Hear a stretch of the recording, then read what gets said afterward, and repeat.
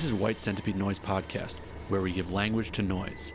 I'm Oscar Brummel, and today my guests are Bryan Gilroy, Jared Turinsky, and Ryan Horn, founding members of VIODRE, the enigmatic project formed in 2001, responsible for an elusive and surreal discography with releases on labels such as Hospital Productions, Cathartic Process, and California Love Addiction. This interview was conducted at Red Light District in Far Rockaway, New York, before VIODRE performed there. This is part one of the episode with VIODRE. The full episode is on Patreon, along with our entire archive of full-length episodes, exclusive WCN TV content, and much more. If you'd like to support White Centipede Noise Podcast and get more from it, visit patreon.com/White Centipede Noise. Thank you to all of our current Patreon supporters who make this project possible.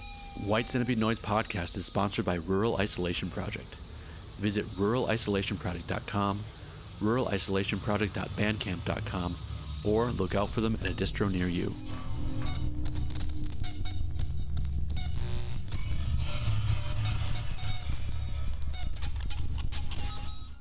All right, VIODRE, welcome to White Centipede Noise Podcast. Great to finally get you guys on here and all three together, which has been a long time in the works. So appreciate you guys taking the time to do this. You guys are at Red Light District right now, right? We are. Yeah. We're performing here tonight with a fellow association, Valise. We're also on the bill tonight. Can you guys just each introduce yourself briefly? We're going to get into the whole story, I hope, but just a little bit of who you are in a nutshell and what you do. Yeah. I'm Bryan. Bryan Gilroy. I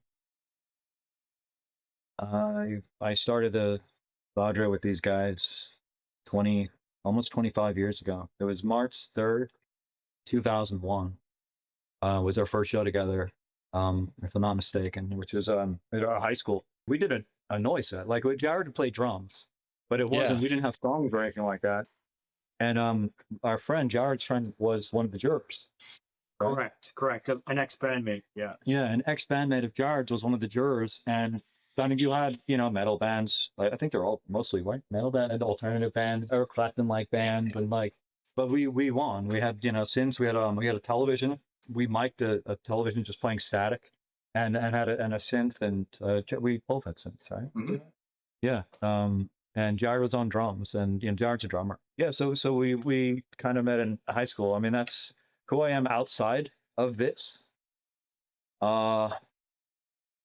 I don't even know. I don't really think that much about me outside of this. Like I'm a father. I have responsibilities like that, and I have a job for them. But I mean, everything I am is tied up with this. Really, it always has been.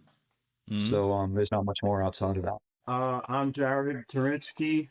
I got into noise in 1997, and it was really due to my close friend, CJ, who was doing a distribution thing with like hardcore CDs at shows and stuff like that. And we were big Integrity fans.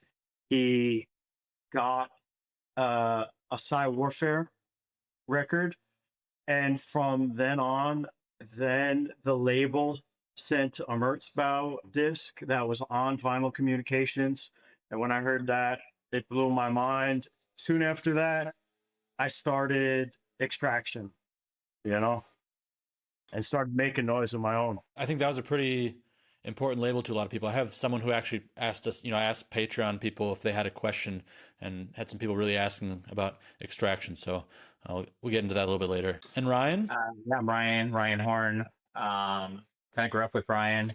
We played in, an ever-evolving conglomerate of bands throughout our early years. And I don't know, we were always just so curious about making sounds that we had never heard before, creating feeling that we've never felt before, and kind of fell into noise for that reason. It's been on and off over the years, but I don't know, with VIODRE, time is weird. Whenever we get back together, it's like it was yesterday when we last played, and certainly feel that today.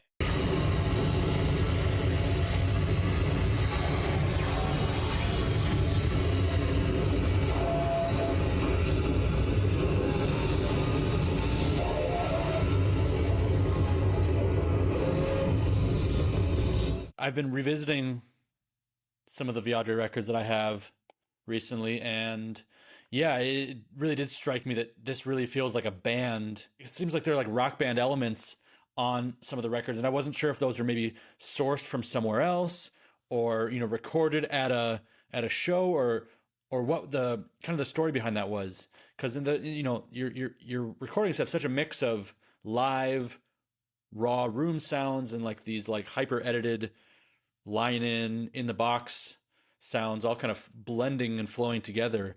And so so Jared, is that you that we're hearing usually drumming on these releases? That is correct. Okay. Yeah, and any of the musical elements. I mean, that's we create everything. There's like an exception to a special edition of the recycled music tape on Triple R, which that was the only thing I can remember where there's an actual sample of something outside of something we've created, and that was because it was so limited. I heard something I liked, and we used the sample. But I mean, for the most part, like whenever there's something musical, it's created, from top to bottom by us. Yeah. Okay.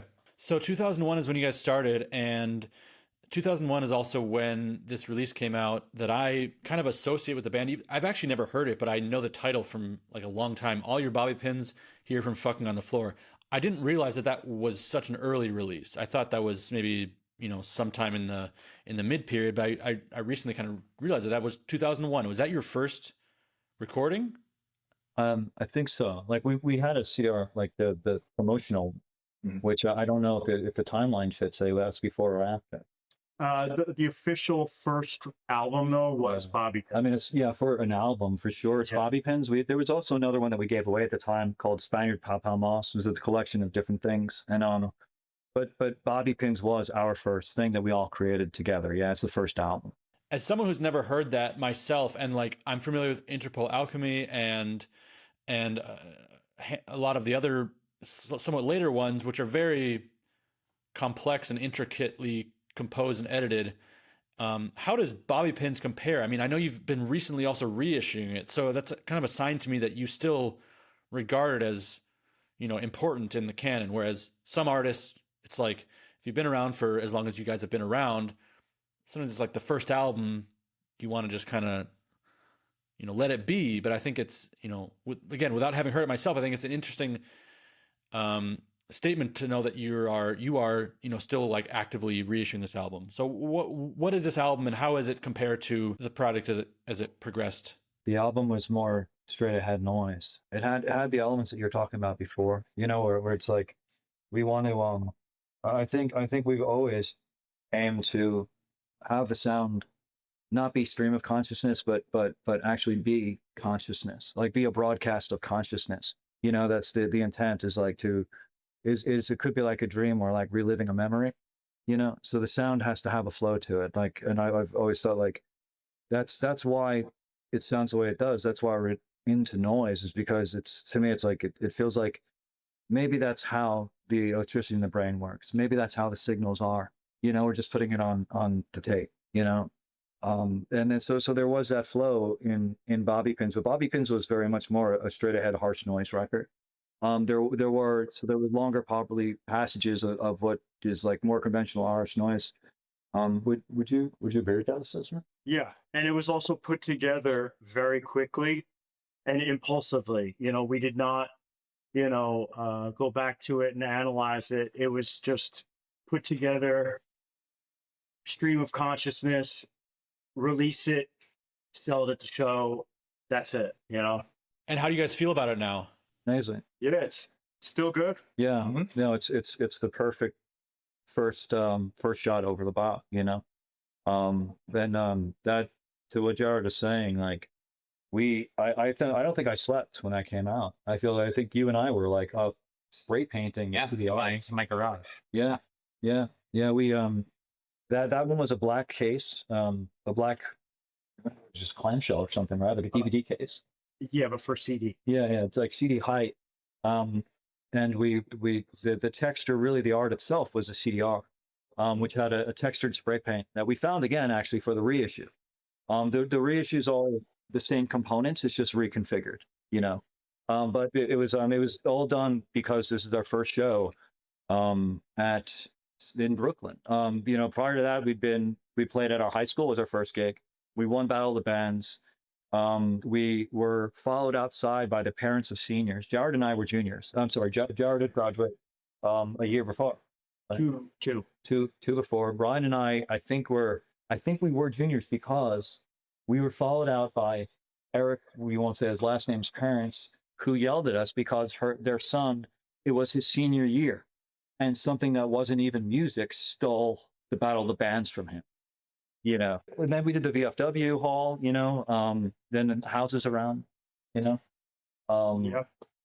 but so we were psyched to do Brooklyn, and it was International Night of Noise. International Night of Noise. Yeah, and that was a place called Second Floor, Third Floor, which is like one of my favorite places in memory. It was operated by Kyle Lapidus, who I think his name might resonate with some people, and it's certainly New York. I know retrospectively, like in hindsight, that we didn't realize how important he was to noise until Dom Furnow was talking about him on some interview that he had done. And we were looking at each other. So Kyle, oh God, considering his current profession, I don't know no, I think he's okay with it. Kyle was like, he had a long beard, and he was like just Mr. DIY. He ran a pirate radio station, and we just, I don't know what became of him after some time until I was where I live now, which is 2 hours outside Brooklyn, really. Like, I was going to see a psychiatrist, psychologist, or something like that, because I'm fucking crazy. And there it was, Kyle Lapidus' name. Motherfucker's a doctor. He's a psychologist now, or psychologist, or whatever. Yeah, so he had evidently had a big impact in noise, and he seems to be killing it in normal people world too. But you weren't contacting him for potential treatment. I should have been all along. Yeah, no. I just happened to be going someplace where he was practicing. Yeah, Okay, wow. like hours away from where we'd last seen or interacted with one another in completely different context. Crazy. So, how were you guys living in this time when this first came out? You guys were fresh out of high school. What kind of kids were you? I'm starting to calm down by the time I met these two, because I was 21. Okay. And the craziness kind of... I know not to talk about some history. The craziness cooled down, and I was a bit more normal, very focused on bands and being a drummer, and just normal, pretty much. Were we normal pretty much too, would you say? I don't know what the fuck's called. I don't know. I kind of feel like I don't know and I don't care, Like, we kind of just ignored what people thought.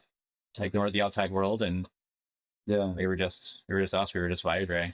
We had a constant discomfort with our daily lives, in our families, in school. Just completely restless, completely uncomfortable. And when Ryan and I found each other, we were able to connect, and it was sound. It was, back then, before we even knew noise, right? It was stuff like IDM, like Aphex, like Square Pusher, like that was the interesting shit. Like for me, like musically, like what changed everything was the Further Down the Spiral remix album. 9 Inch Nails. I think my father tried to get me the actual 9 Inch Nails album for Christmas, but got me the wrong one. Put it on, I was like, oh, I don't recognize any of these songs. They're weird. They're actually fucking weird. And then one night I got into an argument with my mom, I think it was, and just to like stick it up her ass, I put the CD on repeat on my stereo, and I blasted it as high as it would go, and I fell asleep. And I woke up, whatever it was, 8 hours later, reprogrammed. Like that album, like that was everything. Like, like for me now, like remixes are almost like the highest art form of what conventional music can be or achieve, for recontextualizing. And that kind of informed the approach to everything after that. And I guess in that way, like that's kind of the same maybe outlook, I have, and I think maybe these guys have too, is like life needs to be recontextualized. It's just not, it doesn't make sense otherwise. Or if it does, it's not worth being in. It's not a perspective, it's not a sound, it's not a look that that seems to be worth the damn anymore. You know, it's just black and white. And I feel like we struggle against that. Like, this is where we kind of try and find ourselves. Yeah, and I think to your earlier question, I think that's also why reissuing body pins is interesting, right? It's in a different context. It's the same materials in terms of the packaging, but just put out in different form. We all have tons of material that we've never really released or used, and we keep it all, right? Because even though we might not use it now, 20 years later, we might find it and it'll make its way into a release or a draft. Yeah. And that's really the spirit of VIODRE. That's actually usually how it works. Actually, is like we'll forget about these things, and then find them as we're working on something else. And we call it time traveling. Like field recording everything, and then saving everything, and not just field recordings, but our studio recordings or rehearsals. Just shit we send back and forth to one another. It just gets thrown in the pile, and then sometimes it's when we're working on something, we'll just dive in. There's like 2,000 files, and just randomly click and start journeying through it, and it all starts to come together. It always feels like it comes together. It always feels like there's the answer's there. And sometimes it's like where we thought we were going to go, or whatever it was that we were trying, whatever question we had for ourselves as we're recording, eventually in the journey, and from what we pull up from what we've done in the past, we sometimes changes what the actual question was, and it's just constantly transforming, and that's I couldn't imagine us doing it any other way. Do you feel like when you're composing, you're consciously aware of the context of what these sources and snippets are? Because I mean, like, there are all these audio, telephone calls, room recordings, rehearsal recordings, all these sounds that you hear in a VIODRE record. But I'm wondering, are you just sourcing these kind of as audio and just weaving them together, or are you also attaching like a narrative element to the source of the sound and kind of holding on to that in the compositional process? I feel like we the narrative is that, like, in existence, in experiencing things, in just living life,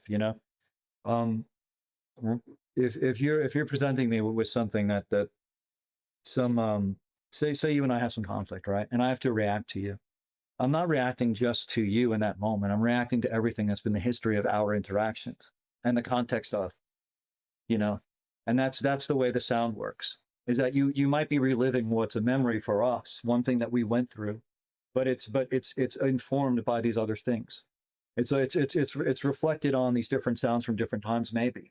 But there's always, there's always the shreds of consciousness, the scraps of consciousness associated with it, that informs. So if you pull in this particular piece, and what it's now reflecting, it could even change the path of it. It helps us kind of refigure what we're doing, and it's supposed to feel dreamlike in that sense, Yeah, a lot of the source material, at least for me, I don't want to speak for all of you, but it's very feelings based, time and place based, and especially as you hear the sound progress over the course of VIODRE's history, a lot of it becomes very collage like, and that's kind of to what you're saying, I think. Yeah.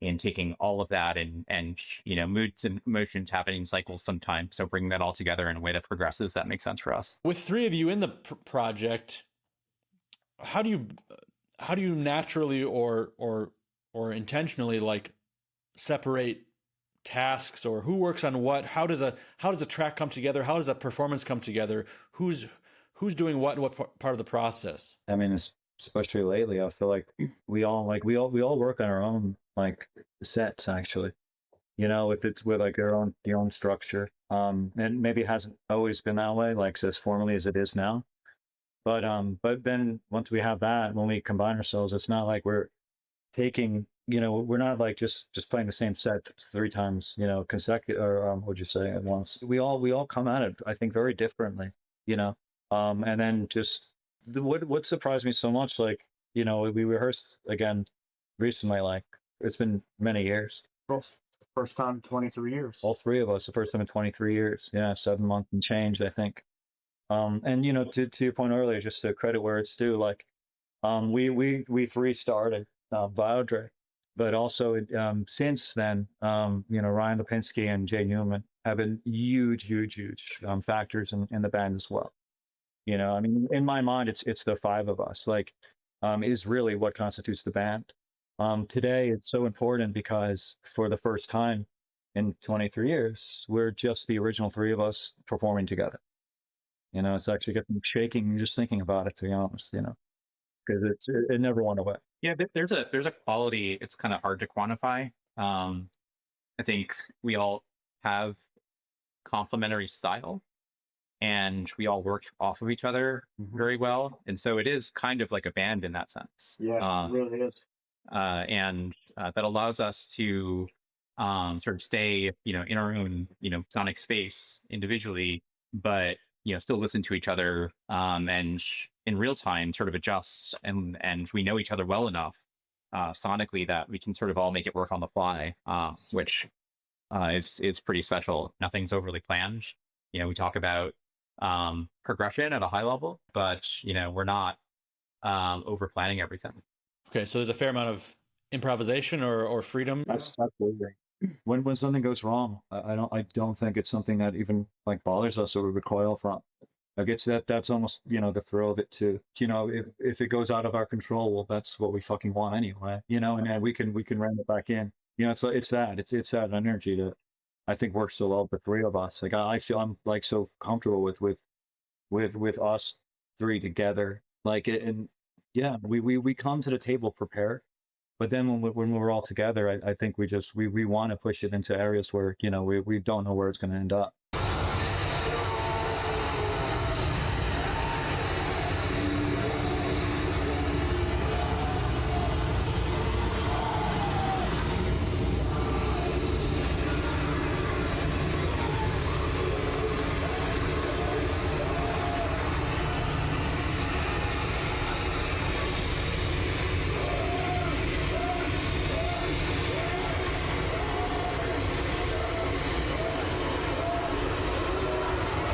So tell me a little bit more then about like the chronology and how things went down between bobby pins and drawing horses. I suppose I see Interpol Alchemi as a big moment and a big release for the band, and there have been long periods of silence between a lot of these releases. Virtue and the Fool is another one that I think of as kind of a maybe more album milestone. Wow, it's almost a hidden one. It's apocryphal, like by design in a way. So it's hard. It's funny to hear you say that. Interesting. I mean, it's noise is so rare, and it's so hard to come across that you kind of just you work with what you have or with what you stumble across. So I have these albums that I got through kind of actually through I got them through data drumming. Back at some point, he had some copies and I got them from him, so that's where I got mine.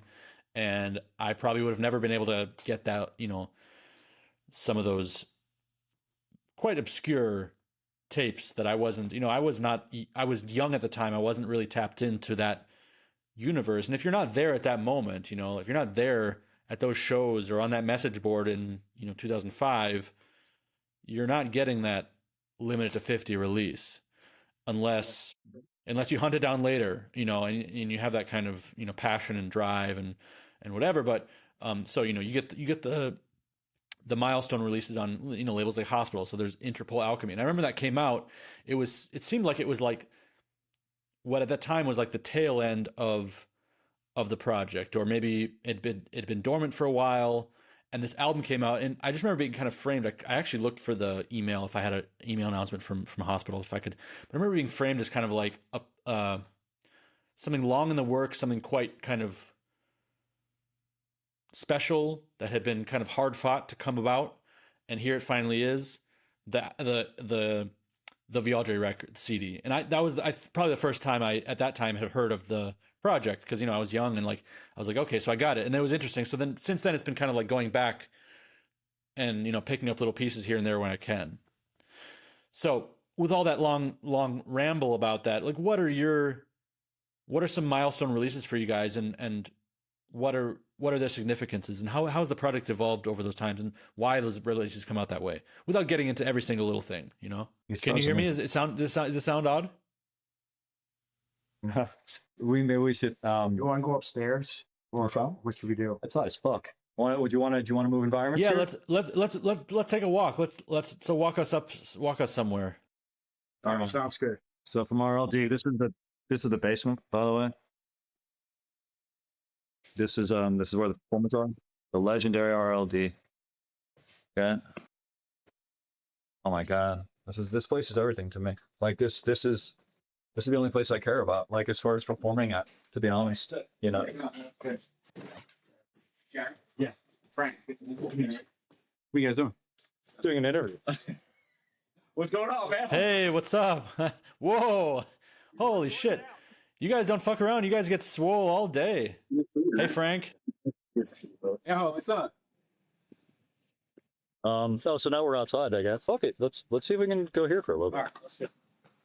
Is it cooler out there? It's cooler out here for sure. It's like fucking hell in the other. He's frozen again. Yeah, this might not work. Can you hear me okay? No, I'm gonna bring you inside. All right. Sorry about that. And then we can sit like civilized human being. We did not even ask the big guys.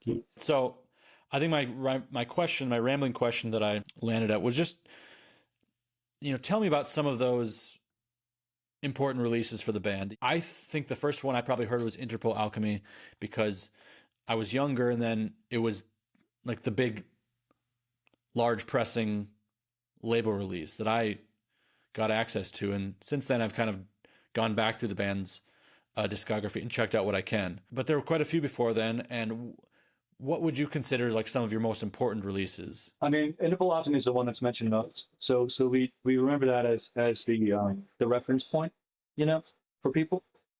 But there's none with more important than the others. I don't think so. That's the big one. Interpol, it's a big one. Yeah, no, it certainly is. Like Interpol was. I mean, it was. I guess it's fitting that it's maybe the most well known. It was the most intricate in its production and its editing and like composition. It's kind of like a maturation of everything that came. Yeah, that core. Yeah. Very much so. Yeah. Well composed, some musical elements, takes you on a journey. I think it's different than anything else I've ever heard with noise releases. Well, in some ways, though, it's kind of, just thinking about this now, emblematic of our first performance. It is. Absolutely. Because we brought the harsh noise elements, we brought electronic music elements, we brought, traditional music elements with the drums. Yes. And I feel like we brought all of that to Interpol Alchemi in a way that was actually composed and more album-like. Well said. That's it. I think it's the only thing that we've made. It's like there's like an active intent with it. There was, and there was a formula to it that for me personally, like it was, and even in the title there's some hints at it. It was a prayer for like personal change, if you will, like a ritual.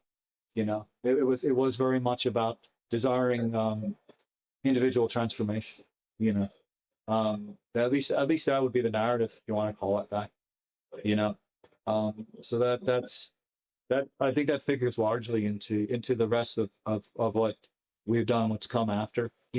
Certainly what's come before. But if you go sequentially through, I feel like it's one long story. Is it a story of the three of you, or is there one person that is more autobiographical behind the content of the work? Because I've, like, for example, The Fool has some texts in it that seem, I don't know who wrote them, but they seem like they're written from one of you guys, and a lot of very personal autobiographical stuff about, I would say, personal strife, personal flaws, real relationships and things like that. How does that reconcile with all three of you? I mean, yeah, I would say the end product is largely Bryan. Yeah. in terms of how it's presented, but I don't know. It's all of our emotions going into it. Yeah. And yeah, there were some releases. I was out there for a little while.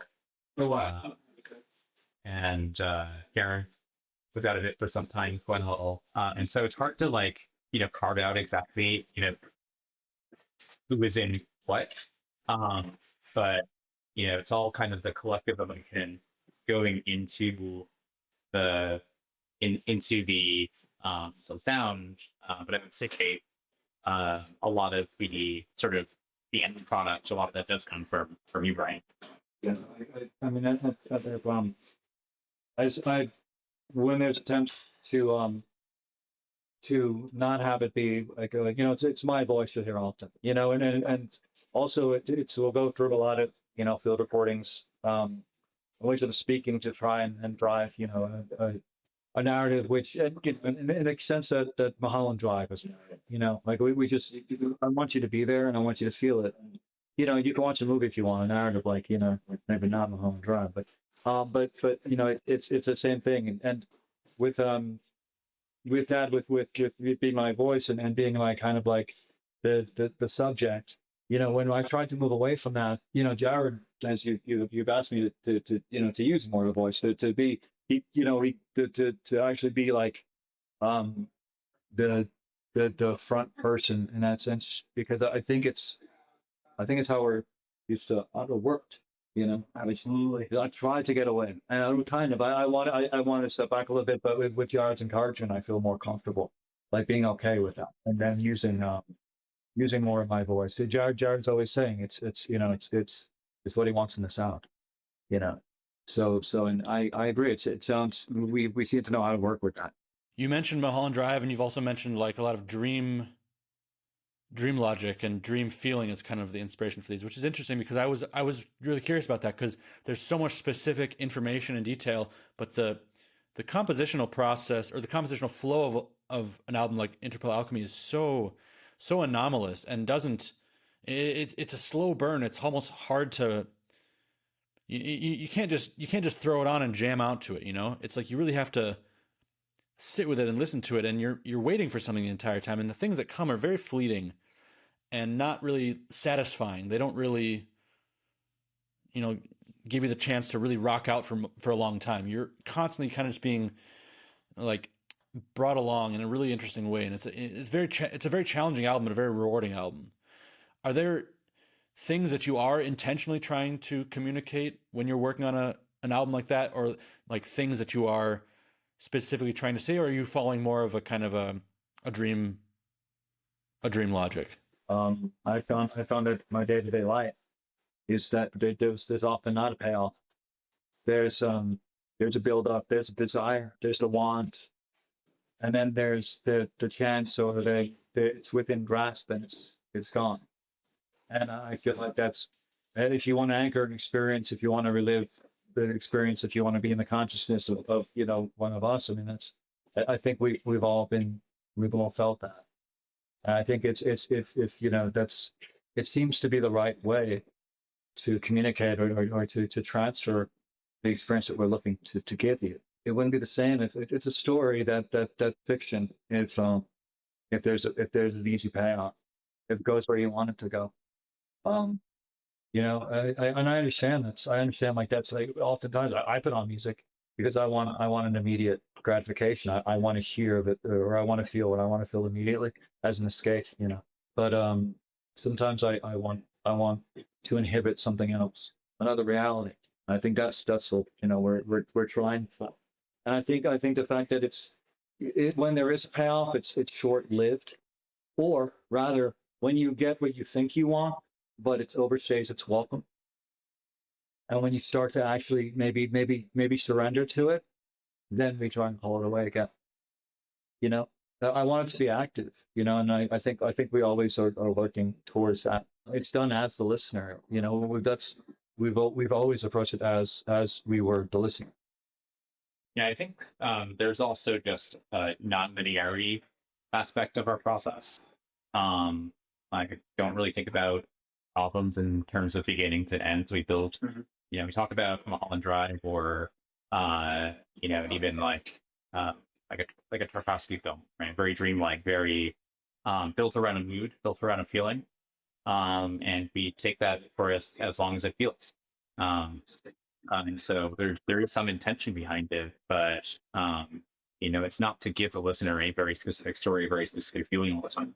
How did that album end up on Hospital, and what was your relationship with the label at the time? And Dom is also, I think, featured on the end of the record, or had some sort of. Yeah, Dom's on vocals somewhere at the 3/4 mark, maybe. Yeah, climax. And he also worked at Delin was a woman who did a lot of vocals for us for a time. She's great friend of ours. But she her vocals were engineered by Dom. It's one of my favorite parts actually. The record is what he was able to do with her voice. So Dom, how did we hook up? I don't quite remember how we hooked up. I don't know.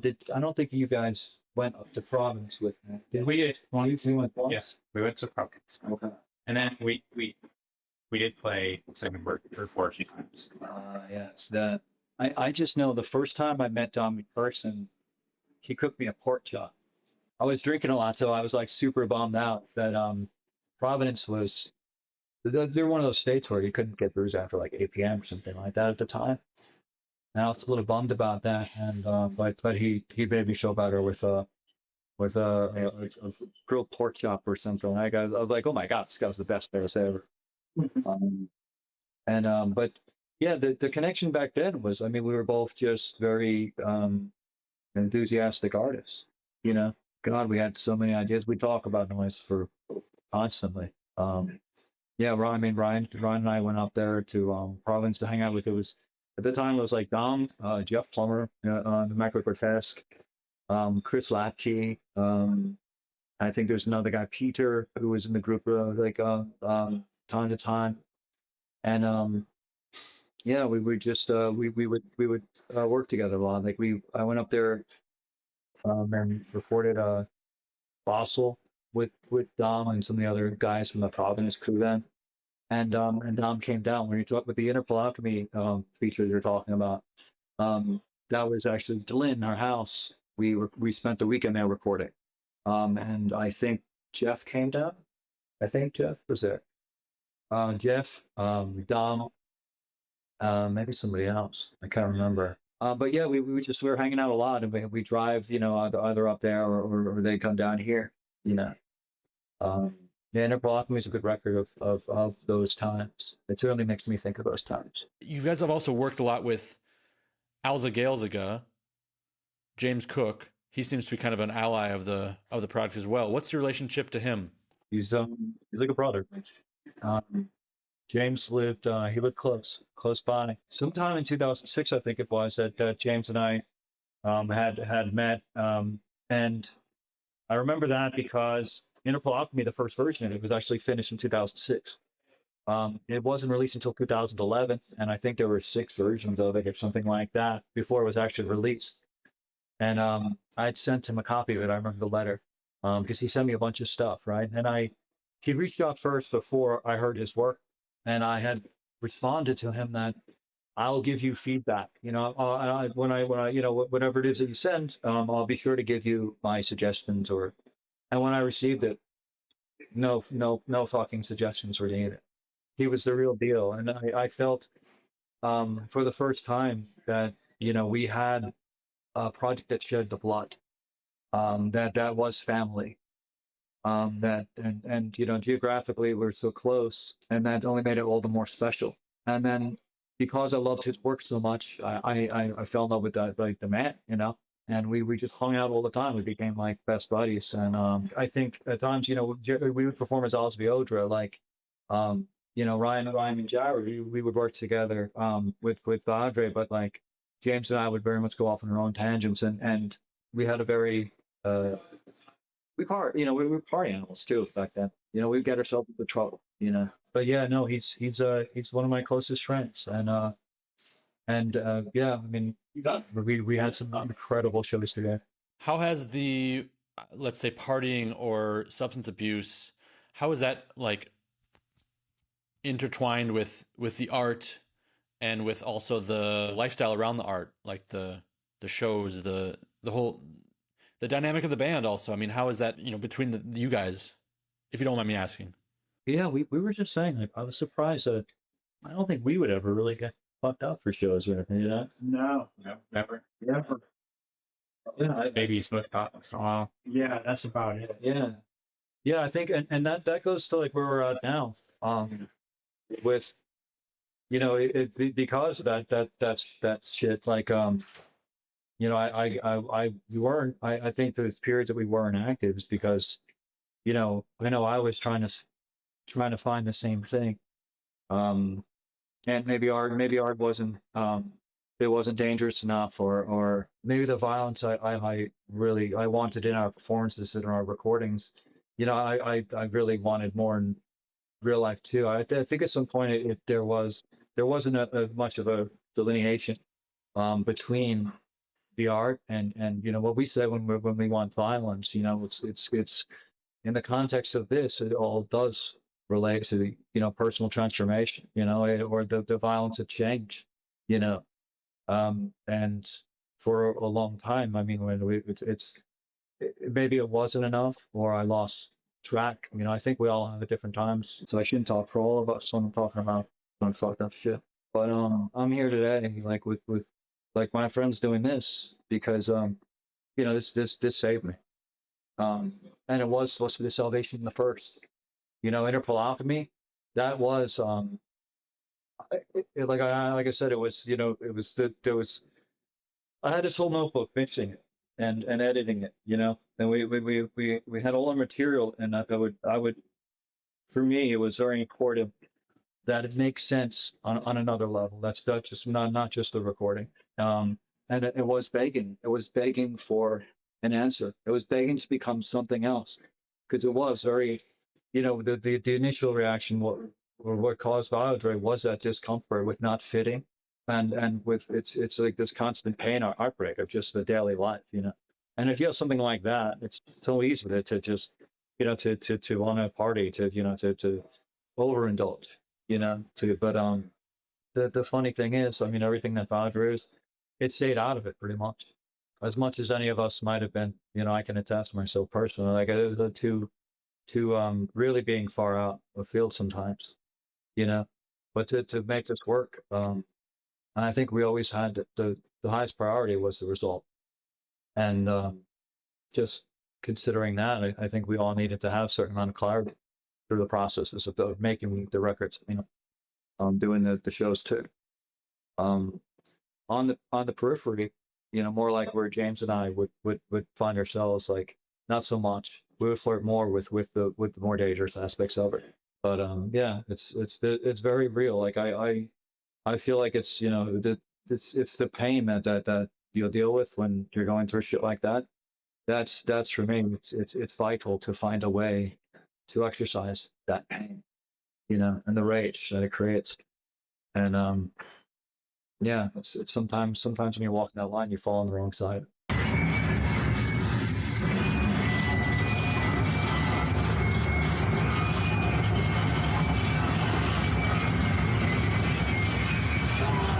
I agree with a lot of that. I have a maybe slightly different framing just from me personally, which is I had never produced my best work, when I was fucked up or anything else. And so I kind of separate those. That was, to deal with a lot of the pain that we all go through. But I think I actually don't mind sitting with pain. I think that's just part of being human. And I think VIODRE is a good way to do that without numbing it. And that, I think, is what you hear in the output. That's living with that. Mm-hmm. Why was it that Interpol Alchemi took so long to release and to finish, and why were there so many versions? Is there a specific reason? You're smiling, and because you deal with it still, I think. Yeah, some things don't change. Yeah. Jared's big on, for me, deadlines. if I live with something, I it needs to change as I did. I'm completely obsessed with that, and we actually maybe have something like that in there, I think. Where yeah, the techniques used, the how the sound's produced, what it means, the context of it, it's constantly changing and in flux and or evolving, I'd say. And if I'm sitting on something, I'll hear it and I'll go, no, it doesn't make sense anymore. You know, that's not how we say this. That's not how I feel that anymore. And the technical reason why is originally it was supposed to be released somewhere in 2006 by Triple Recordings by the legendary Mr. Plummer, and for whatever reason it got delayed. Okay, good. Give me an opportunity to make another version, and then sat on that, and that's when Virtue of the Fool you were talking about. See, Interpol Alchemi is very important. It was supposed to be, like I said, it was supposed to be a ritual for change, and it never was released. Not that I don't. Well, I think it's important that these things reach the world, that they're heard by many. I think it makes them more powerful. If we're talking about rituals, if we're talking about change and the power of it, you know. But it was a ritual for change. It was a plea for change, and Virtue, the Fool, came about as frustration at it not having worked. The spell didn't work, and I wasn't saved from my situation or from the suffering. And instead, I decided to go further into it. And you know, it's the concept there was, well, if this is so monstrous, and I don't want to be a monster, you know, then let's really go into it. And Interpol Alchemi then it stayed in that fashion for a while. The Fool, Virtue of the Fool was made, and then another one called Cunt Like, and At the Gates of Rhythm was made then, and that shows a little more getting back to sanity, getting out, returning from the woods. In fact, we all had tracks on there that were electronic tracks, you know, as a way to. I think things needed to be smashed. At least, you know, from where I was and in my life, you know, it was violence of another sort. If you're a noise band, right? What's the most egregious violent thing you can do to your fan base is give them a fucking techno out, you know. Um, you know, eventually, I came to find that Interpol Alchemi, if it were a spell, it did work. 2 years ago, I woke up and I realized that it worked exactly as I wanted it to. And then so it was time to get back to work, you know? So Virtue of the Fool and Cunt Like At the Gates of Rhythm are apocryphal in that sense, in that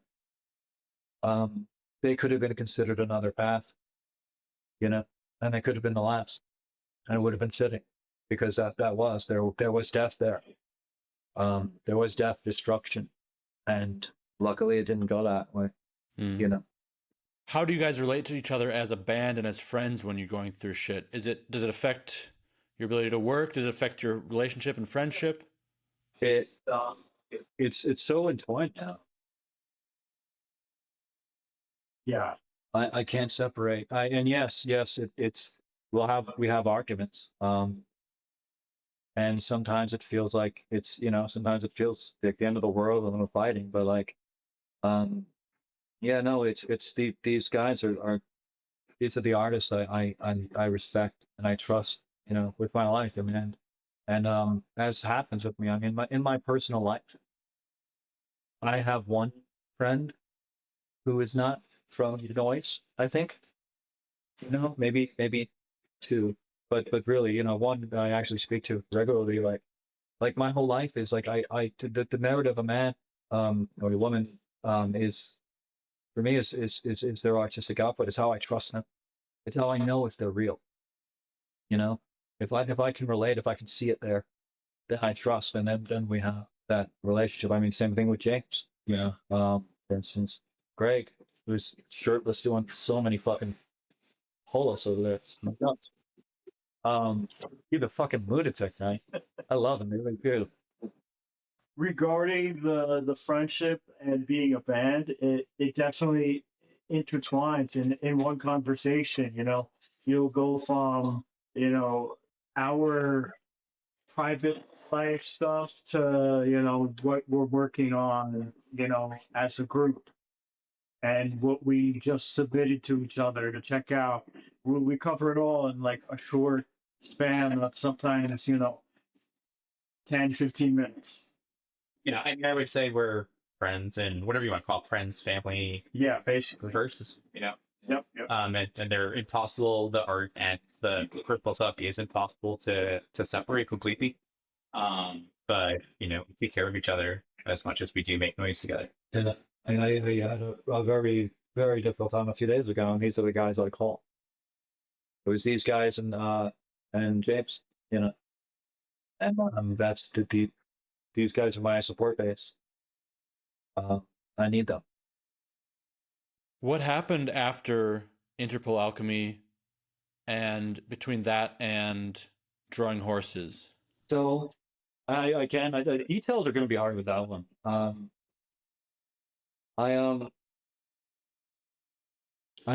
went off stared to the void. I went off the rails, and like I said, I needed to see what the real violence and destruction and risk was. I didn't realize at the time, but it was a lot of my, I think, fear.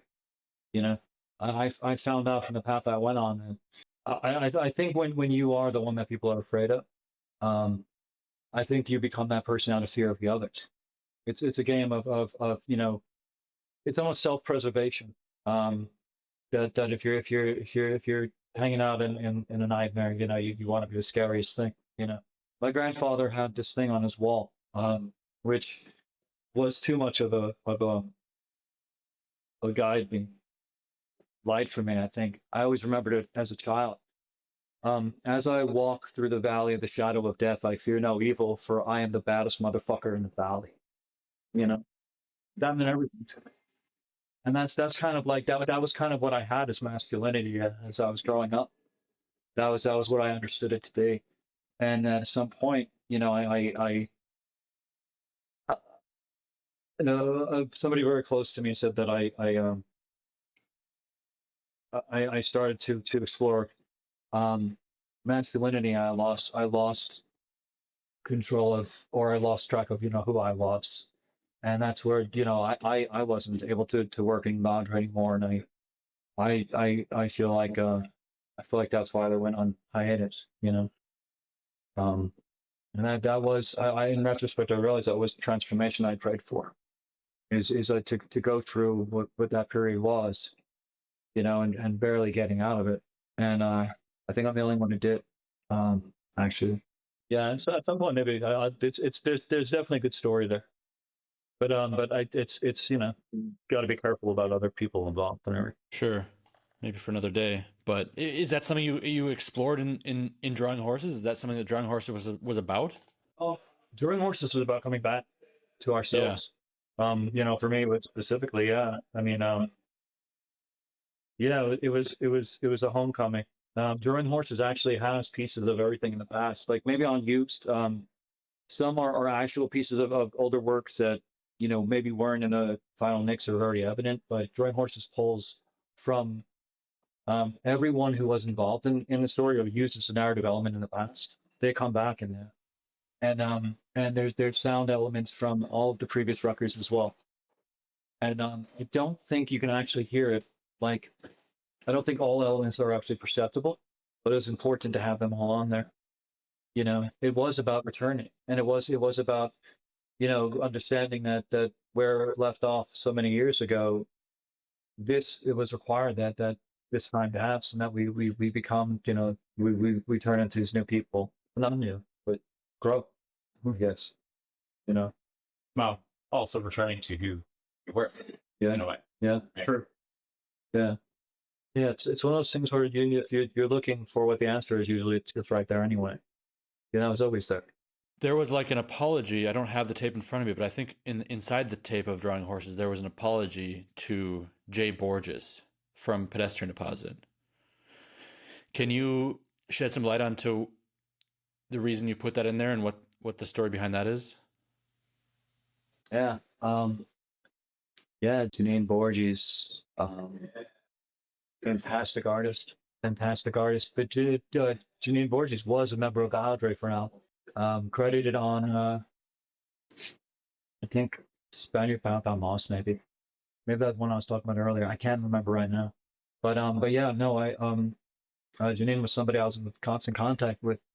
And in the sessions of recording for Interpol Alchemi, if I'm not mistaken, it was Volatile that had just come out on Hospital while we were recording it. And if it's around, the mid 2000s, I think that would make sense. If that's the album, I'm terrible at album titles, track titles. But there was a Pedestrian Deposit album at the time that was super motivating for us. I remember us listening to that at the time and thinking that, yeah, this is it. This is the new guard. I felt akin with Pedestrian Deposit. This was before meeting James. That was gals ago, but Pedestrian Deposit and Furion I felt very a kinship with. We were at that time, though we've all drifted apart, I believe. We were at that time in very close contact with each other, and there's almost a competitiveness. And there's always a love. I still listen to Pedestrian Deposit albums with a sense of awe. And not just that, but the Borges' solo work too, Vascular. Vascular, yeah. Vascular. That's fair. Yeah. Incredible work. So Borges had submitted sound sources for Interpol Alchemi. I don't think formally, but we had just shared so much stuff, mini disc back and forth, and piano playing was a fundamental part of the record, like a very, very important part, and that's Janine Borges playing, and at some point between it originally being recorded and done and the tracks having been credited and when it was actually released, that credit went missing. And it took a while before I even kind of realized what I felt fucking terrible for it. And I think it was hurtful. Though I don't think I've ever heard Borges complain about it, but I felt terrible about it because it was a crucial part. And Borges was uncredited. And so I actually tried. There was like some more limited stuff that had an apology or some, or corrected credits. And Drawing Horses was a perfect place to just settle it for good, Have you reconciled since then or been in touch? Yeah, we chat certainly. Yeah, that's it's there's a little heartache there with I've fallen out of contact at least as close as it was with the people in the early days. Sure. But yeah, we grow. We grow apart. This is the end of part 1 with VIODRE. The full episode is over 1.5 hours long and available on Patreon. That's also where you'll find the entire archive of full-length episodes and much more exclusive noise content, supported directly by the people who make this project possible.